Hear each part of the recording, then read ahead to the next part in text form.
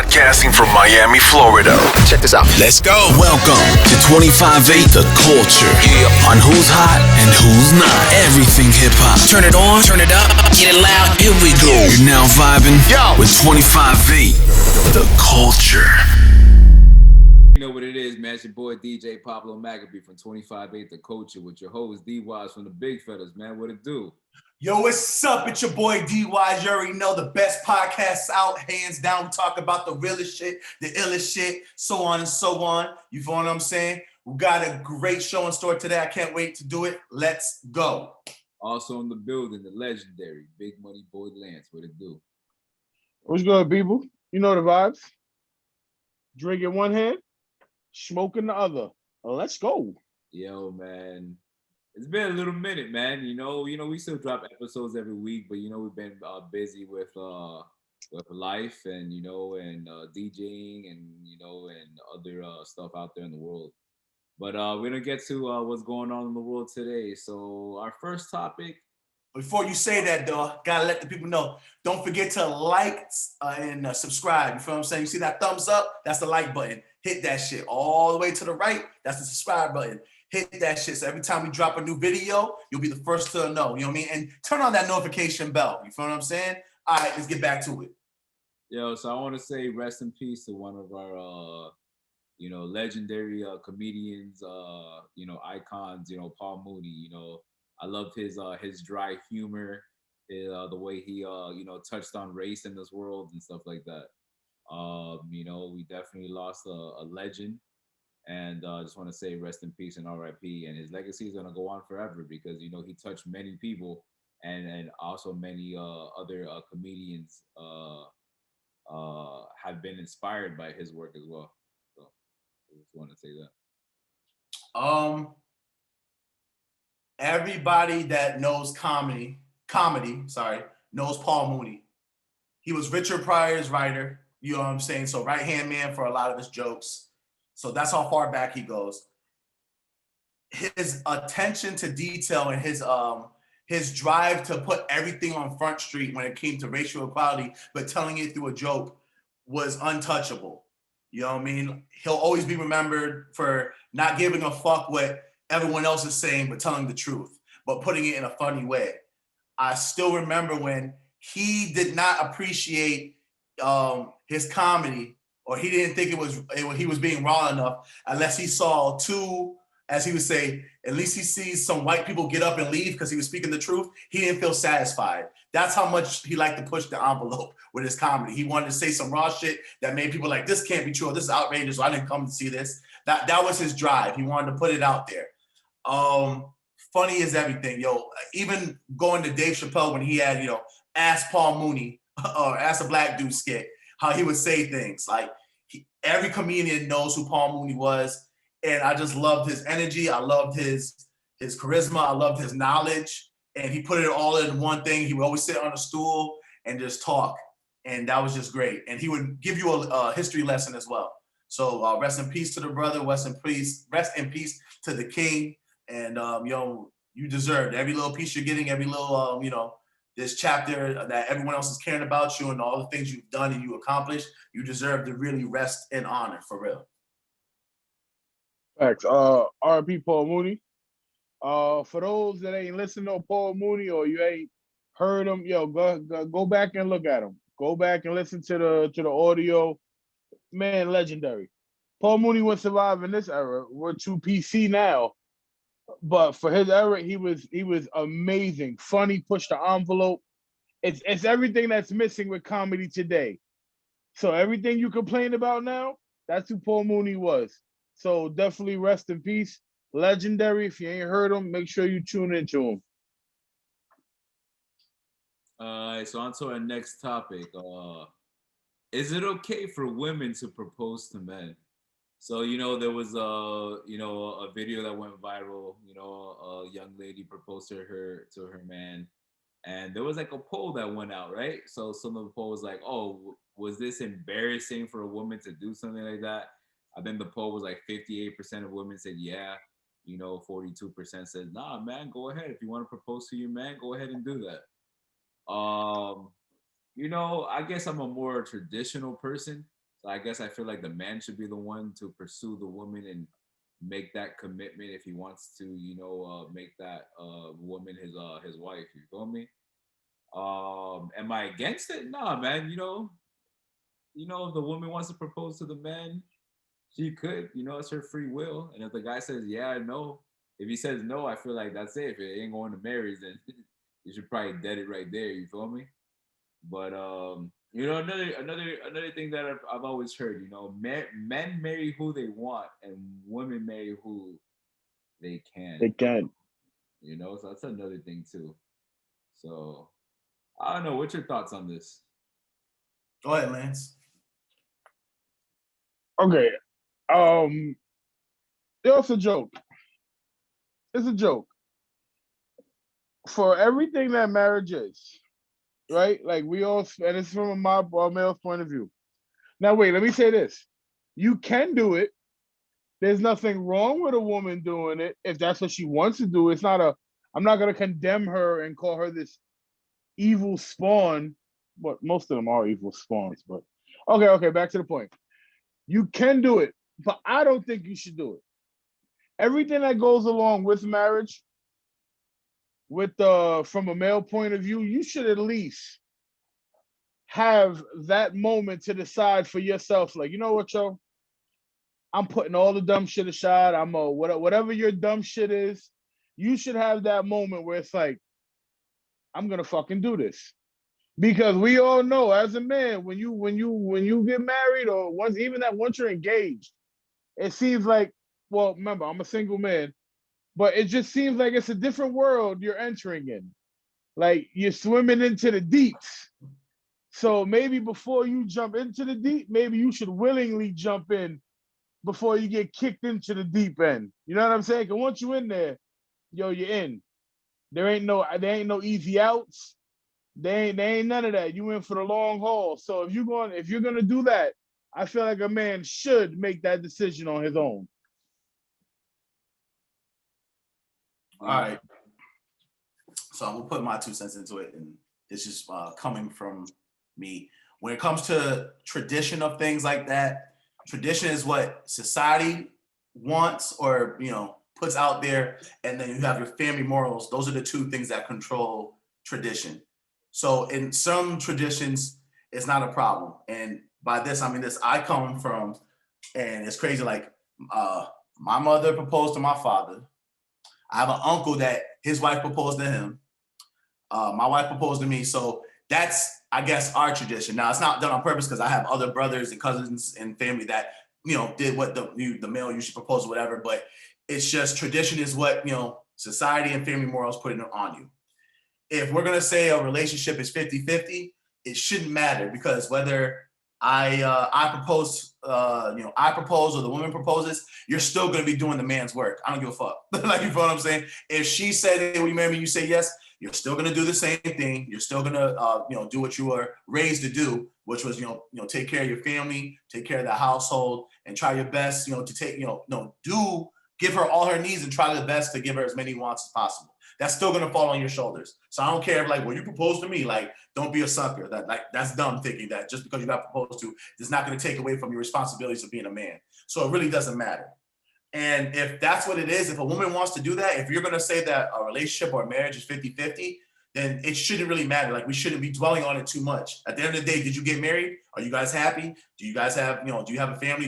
Are you guys trying your best to move forward in a relationship and build generational wealth, or build the educational standards to raise the next generation's IQ higher? Are you doing what you're supposed to do? Then that little question of I do or I can't, whatever, don't matter. Because even when you go through the ceremony, you can be like, okay, well, she proposed to me. You're still gonna do the steps. You're still gonna read the same lines that everyone did, man or woman. You're gonna say the same quotes. You're gonna say everything the same. The only thing that changed was the proposal, which that's a cool story. And then you move on to the real shit. You feel what I'm saying?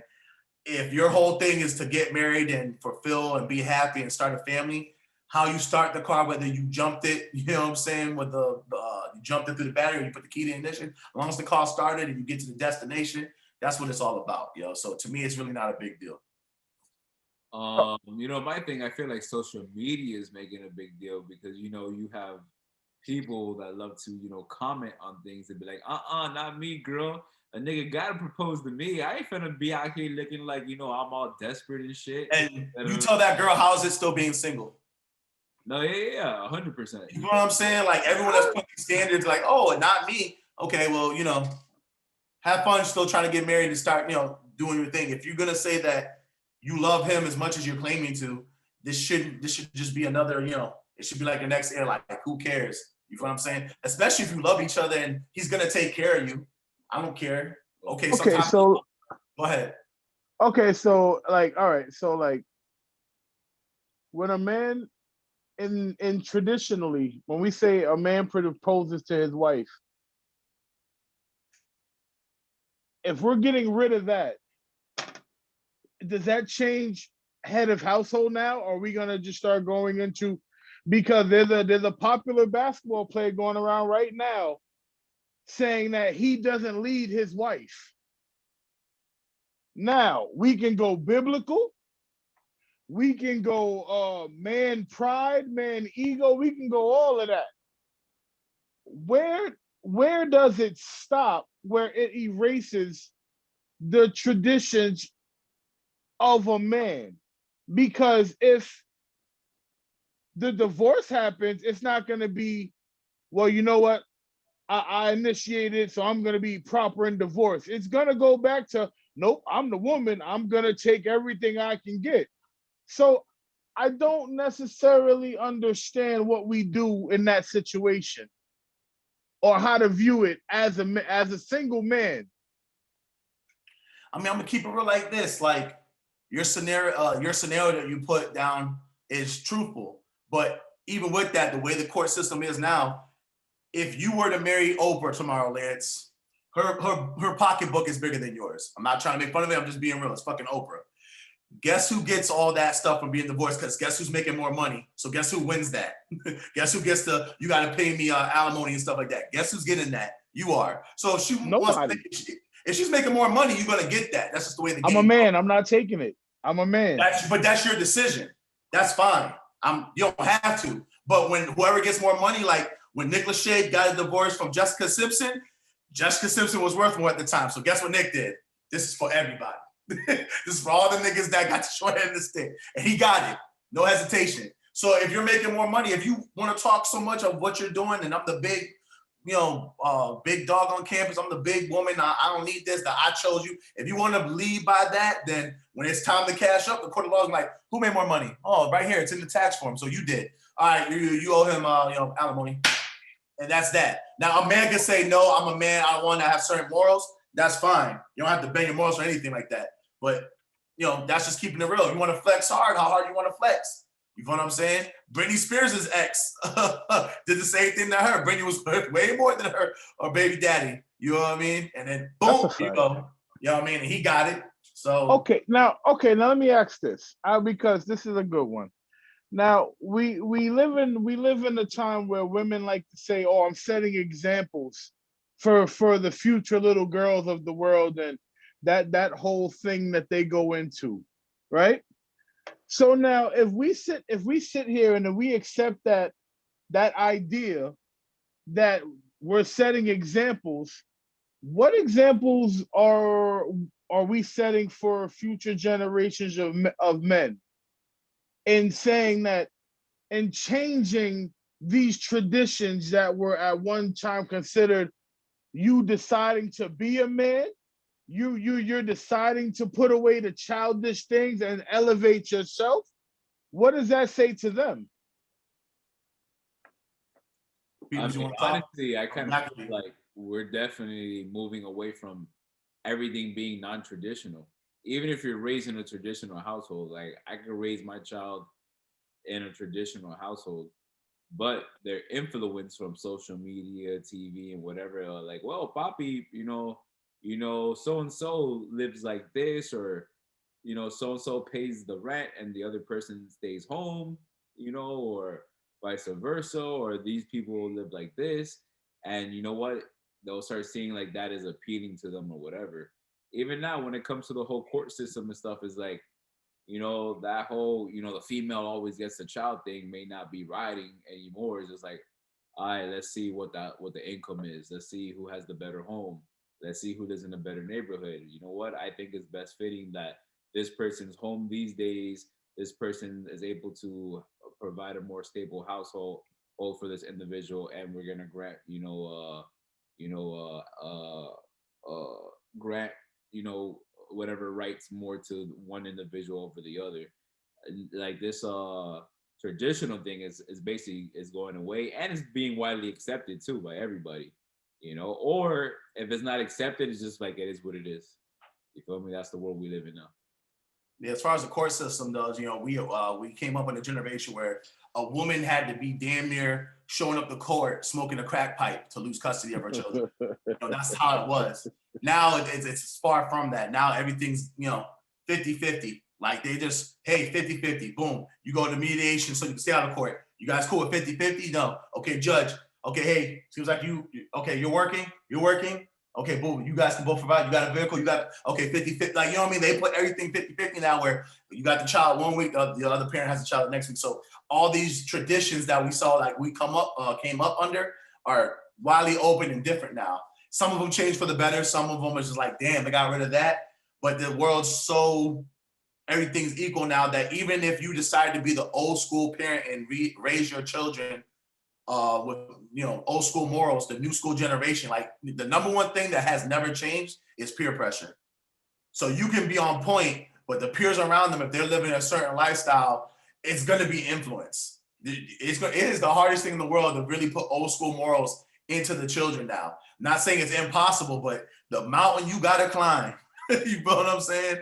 To like, well, in school I learned that everyone has a voice, not under my roof. Like you really got to fight everything, whereas before it was like the parents got the last say, and now even you got these top psychiatrists and doctors saying, well, you should let them talk. Like, nah, that's not how I came up. I couldn't talk. Like, you know what I'm saying? Like, my job was to be the kid and they were the parent, like, you know what I'm saying? But now they tell parents, well, you should probably raise them like this, not like this. So it's so much shit that you have to break. So when you talked about the question of like, how do we install this into the future? Like, old school morals of men being men. It's a hard battle. You can do it. It's possible. But like you were saying, culture's so different. Like how we went back, you said Paul Mooney couldn't make it in today, comedy scene. Old school practices is going to be hard as hell to make it in today's raising of children and raising men. You can do it, but it's just going to be a harder feat. I agree. On to our next topic, crypto.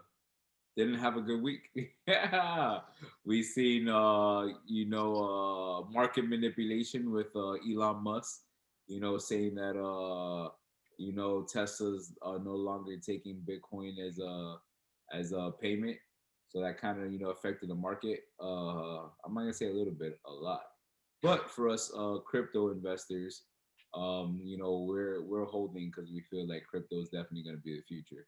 And the reason why, everybody's moving towards crypto. Like, there's a saying called "study the wolves," and if you see all the wolves right now, they're all getting into crypto. You feel me? So it's like, don't let this market scare you from selling.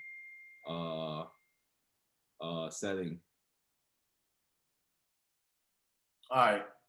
So it's a part of the game. Even in the stock market, stocks drop.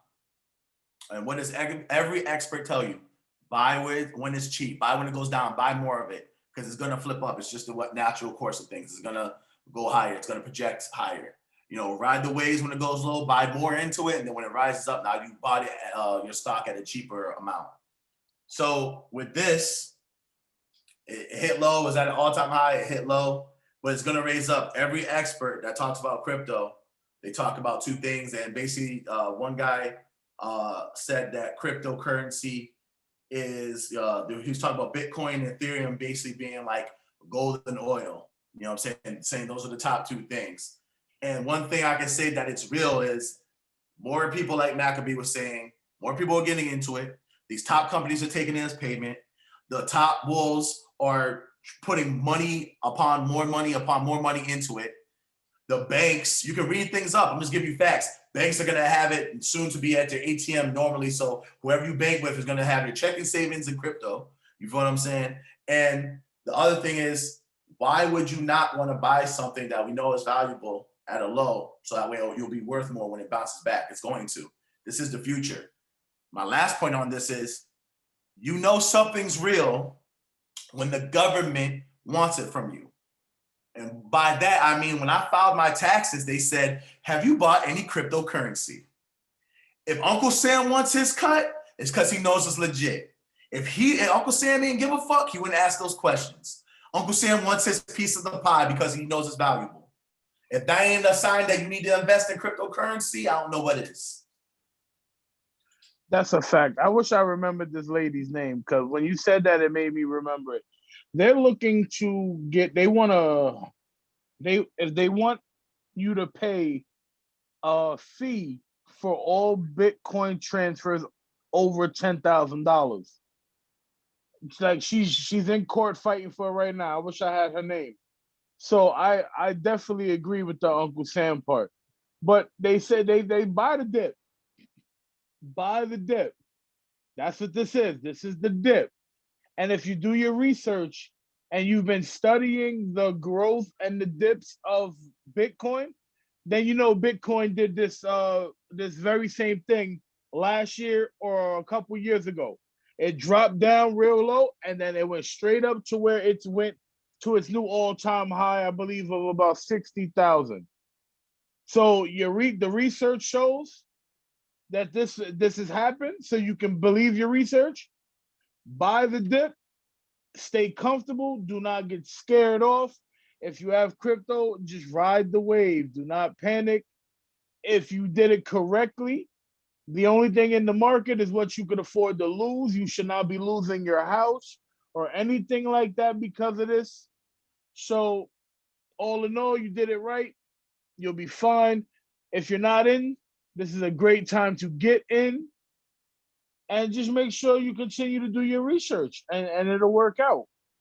But this has definitely happened before. So stay strong if you're in. All right, on to our last topic, sports news, man. So, right now it's the NBA playoffs. People are chatting about, the Brooklyn Nets and, KD and Kyrie Irving, and they look like they finna take it. And then people were talking about, nah, man, King James finna come through and whoop that ass regardless and come back. And, if King James does this shit, I ain't gonna lie, bro. Like, this could really catapult him to GOAT status. GOAT shit. Like, Well, what are the thoughts? I am disappointed. I'm gonna lead off who I'm really disappointed with. I am so disappointed with the LA Clippers. That's the first thing I gotta get off my chest. And this is just being a basketball purist. Like they built this team. They said they can compete with anybody in the West. Regular season looks good and promising, and then they get to the playoffs and now they're down 0-2 to the Mavericks. And the Mavericks gave them trouble last year. So you would think at least the team that was giving you trouble, you would have figured out how to study them and improve, and make sure you can get past them. But man, not looking promising. A lot of things is falling into place. Like I expect the Brooklyn Nets to beat the Celtics. LeBron, he's on the Lakers. He always loses a game to he always does that. So they split the series. They ain't nothing new. I'll get nervous even though the Suns are better than people give them credit for. I'll get nervous if the Suns go like 3-1 on them. Then I'll be like, yo, that shit's serious. But other than that, I'm not worried about that game. They'll win that one. We're looking at, to be realistic, if I had to put my money on everything, we're looking at a Nets versus LA Lakers championship. That's what it's going to be. If it falls off that, I'll be surprised. If the Lakers get knocked out, I'll be surprised. If the Nets get knocked out, I'll be surprised. This is what the game is. But that's what we're looking at, the championship right there. When we get to that point, then I'll talk about, who's better, what the matchups are, what's the bench, all the other stuff. All this other stuff, it's entertaining. I'm happy that the playoffs are back. I don't want to hear any more bubble excuses. Just let's go get it rocking. Let's play. And I'll let Lance take it home from that. My man, I'm finna take this from the bottom to the top. Number one, I am absolutely disgusted in Steph Curry and the Warriors. I don't know what the fuck y'all was doing. I don't know what the fuck the NBA was doing. But while I talk all that shit, I want to thank the NBA in the same breath. Because, oh, baby, are you seeing my boy, Ja motherfucking Morant? And I told you niggas 2 years ago, I said, don't take Zion. You got to take Ja Morant. Don't you take that bum-ass Zion. All he do is dunk, run around. He not even a good enough defender. He don't rebound to be jumping out the gym well enough. I said, you got to get Ja Morant. And trust me, I'm posting timestamps this weekend too, so be on the lookout for those. But I said you got to get Ja Morant, and what's he doing? He is absolutely balling. Now they probably not going to win the series because for some reason the refs seem to just have lost all integrity on the job. Because if you watch the game last night, Ja Morant had them boys on the run. I believe it was within 2 or 4 points, and then the refs blew the whistle, whoop, whoop, whoop. They shot like 8 free throws in like 90 seconds. So Ja Morant ain't going to win that, but it's okay. Donovan Mitchell and the Utah Jazz, y'all overrated. Y'all ain't winning shit. I'm so glad you brought up the Clippers because I couldn't be happier as a LeBron night, a faithful LeBron night, and a seasonal Laker fan because I'm only there as long as LeBron's there. But the Clippers is the reason why you're the team in the basement. Kawhi, you'll never be LeBron. Paul George, you'll never be LeBron. Paul George, you should have just came to LA and been the third wheel on this goddamn bus. At least you'd have got some rings and nobody would have said nothing when you look like an ass. You know what I'm saying? So clearly you know who I got coming out the West. It's LeBron motherfucking James. GOAT James. Because come on, what are you gonna do when LeBron James has another NBA Finals championship and a Finals MVP? What are you gonna do? You know what I mean? And then he's either beating. He's not. See, I want him to beat KD and the Brooklyn Nets because then he's beating the bum ass Kyrie Irving. He's beating that punk ass James Harden, and then he's beating that snake of a man KD. But I'm gonna be honest with you, I don't think they're getting past Milwaukee. Have we been watching Milwaukee play ball? Man, if Giannis is the defender they say he is, Drew Holiday is the player they say he is, they should be able to match up with KD and Harden and throw Middleton on the other one. And there's a real possibility that Brooklyn doesn't beat Milwaukee. Now, if they do get past Milwaukee, I'm not sure they get past Joel Embiid, Ben Simmons, and Tobias Harris in Philly. I don't believe in soft basketball players, man. Those two teams, though, and it's what they're going to be standing on until they break it.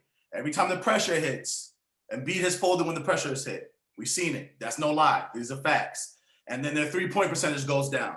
Same thing with the Bucks. Pressure hits. Guinness has every time the pressure hits, and when we're depending on him, they're like, you know what? This is your time. Because I've ridden that train a few times. Like, yo, this boy is okay. Pressure hits. Something happens. 3-point percentage goes down for the team, and then he loses it. Like he'll do something like, damn, you only scored 10 points when you should have just went posted and got your 25. And B's done the same shit. He gets a little too comfortable with his 3-point shot, and he tries to do too much. Pressure hits. So until they break that, which you are that until you break it. That's sports. You know what I'm saying? You don't have to stand on that forever, but I hold you responsible for your action that you've done previously until it doesn't happen anymore. You know what I mean? LeBron James was like, the clock was ticking until he became a champion. Like, you're a champion now. Now you broke that. You know what I mean? There's so many things like, yo, you can't shoot the 3 ball. Then he started hitting that. So now you're not that anymore. So everybody is held accountable for what they've done until they break it or show me otherwise. I agree. Right now, I agree. Oh, go ahead. I was gonna say I agree 100%. But last time I saw James Harden, he was flaking out in the Western Conference Finals. I give you that all day, but now he's in the East.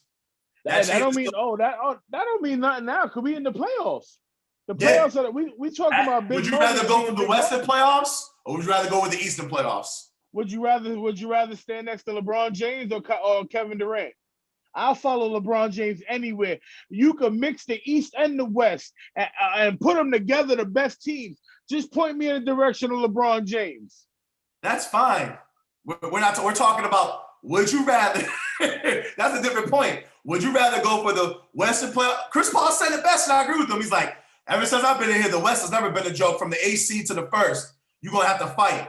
That's true. We have seen teams in the East be under 500 and make it to the playoffs. That's a fact, but I feel like this year has been a little more parity because the AFC would be Memphis. You know what I mean? Like, okay, like Golden State. So it was a little better. The East is top heavy. The West is relatively top heavy. I felt like this is a good balance-wise, good year balance-wise. But even the West, when they're like, you facing a garbage team, though, you got some person over there that's going to just bust their ass and work, and you really can't take a day off. Where the East, you like, these guys is nobody. Like, even if they take a lucky shot, they get hot, you didn't drain all that energy guarding that person, then you have to go to the next person. Like, I'm just saying, like, it is definitely a harder goal to accomplish right there. And I'm just saying, Harden being in the East, that helps.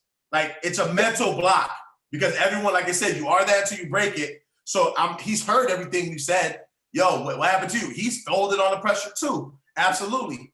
But maybe him being on the East and not having to take the wear and tear of going out and doing all that shit. Plus, he's never had these two great players be by his side. So maybe I'll take some pressure on him. When he's had one player, that didn't work. So maybe having two players can take some pressure off of him. We'll see. You still are, and that goes from him. I'm not going to defend him. You still have fallen apart. You fell apart when the pressure was on. You've made every shot one game, or damn near every shot it feels like one game, and then when the pressure's on, you can't find the rim. You still stand by that until you break it. You know what I'm saying? So I'm taking it on everybody. Everyone gets it. LeBron James, I get on your ass too. KD, I get on everybody. You are what you are until you prove otherwise. You know what I'm saying? So we'll see what it is. And so who you got? Big steps up. I told you the championship. Lakers and the Lakers and the Nets championship. That's what it is. Who you got? Who's winning? Who you got? When we get there, I'll see. I'm not calling it until it happens. I'm not giving it that much stuff. When it gets there, I'll have to, because I can say something right now and then everything changes. Sports in general, especially basketball, is one injury away from everything changing. That's a fact. I'm gonna say this now. LeBron James, LA Lakers, back-to-back champs. We playing the Suns right now. You know what I'm saying? We about to whoop up on them and go up 2-1. LeBron James, baby. Let's go. Goat shit. Everything's good until Anthony, like I said, Anthony Davis rolls his ankle. That's it. He got hit in the face with an elbow today. Before we started recording, he was on the ground holding his face. I still don't know if he got up yet. But that's basketball. Like, you're 1 inch. Think about it. The Houston was supposed to beat Golden State. Chris Paul got hurt. You're one injury away from making. Like, I'm telling you, man. If Chris Paul's there, like, through that injury, like, I don't say Golden State win. I think that would have been the year where they won the championship against Toronto. I don't know. I would say probably, but I can't put too much energy. This is a woulda, coulda, shoulda league. You know, you never know. But I will not call it championship until it gets there. But I gave you as much as we're still in the first round. I just told you who's going to the championship. So I gave you a big piece right there. Okay. Who you got, Maccabee? You ain't say who you got. I'm gonna go with James, bro. You feel me? Gotta go with James.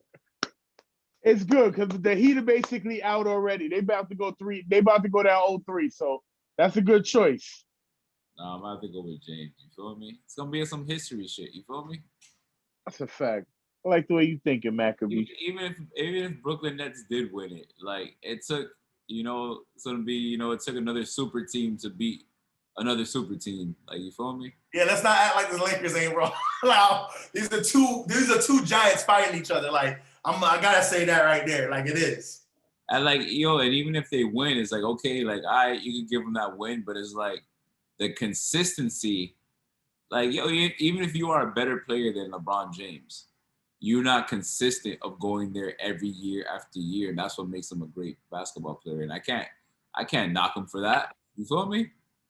Right, go James. And then you can't, you whether it's KD or Kyrie Irving or any other great basketball player, you can't throw shade on him, dog, because you ain't going there every single year since you've been in the damn NBA, since you've been a Jit.